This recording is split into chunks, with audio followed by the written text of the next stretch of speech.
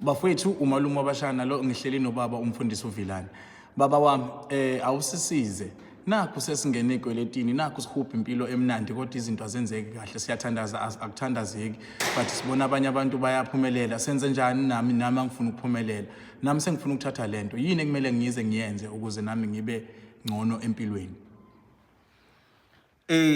Ngibingelele malume wabashana kuwe nababukeli balandeli bale page lakho.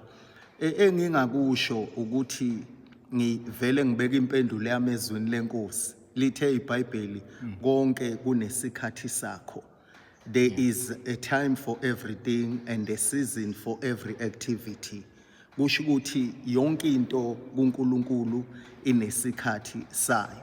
Manye ama-Bible scholars azahlukanise nokuthi kunesikhathi sethu thina abantu bathi uChronos, bethe esikaNkulunkulu uKairos, God's time uKairos, esethu watch time uChronos. Okusho ukuthi ke le ikhathi ayifani. Ngakho ke ukuze siphephe ekweledini kumele silinde esikaNkulunkulu isikhathi.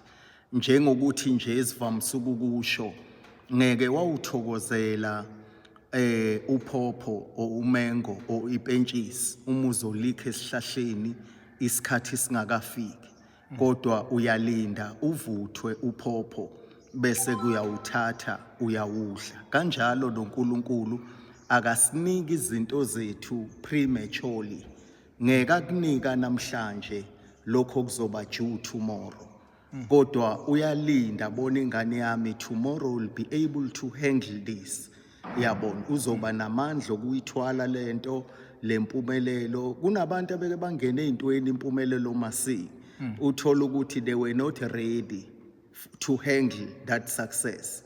Usedelela abantu, sebukela abanye phansi, uyabona. All God's blessings have their seasons. Singabala ukukhula kwebandla kunesikhathi sakho. I-promotion inesikhathi sayo. I-prosperity inesikhathi sayo.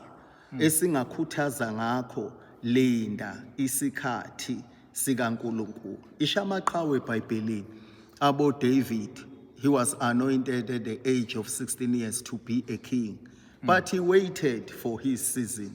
About Joseph, he had wonderful dreams, ebona isithungo, ebona inyanga kubakhothamela, but he waited for his season. Kuyasiza ke nasempilweni ukulinda isikhathi. Ungatholi usucule ekweledini ukhompyutha nomuntu kanti income yakhe iyamvumela ukwenza lokho akwenzayo. Kanti income yami ayingivumeli ukwenza okwenziwa yilona. Kodwa uma ngilinda isikhathi sami ngizoyi-enjoya impilo engiyiphilayo. Kodwa uma ngalindi isikhathi sami ngeke ngiyi-enjoye. Ngizoziba iy'ncingo mfowethu, sekungena iy'ncingo zingiharasa ngekweletu ngoba angilindanga isikhathi sami. While you are waiting, you can wait in prayer. Ungaflatheli umnyango wesonto uthi hayi ngoba into zami azenzeki angisayi esontweni. Ngoba into zami azenzeki angisayi kuyohlanganyela. Angisuduba abantu. No. Ishobe linda umoya ongcwele about 120. They waited in prayer. No mama uHana umntwana ngenaye wayelokhe yeshilo. Uyabo akakhiphanga iwashing ngathi sengiyawasha ngoba into zami azenzeki, abe depressed, ahlale phansi, abe morose. No, wayelokhe yile shilo. Keep on going. Yani ukuyokhonza uNkulunkulu. Ungamflatheli uNkulunkulu, ungaliblame isonto, ungablame ilutho. Your season is coming.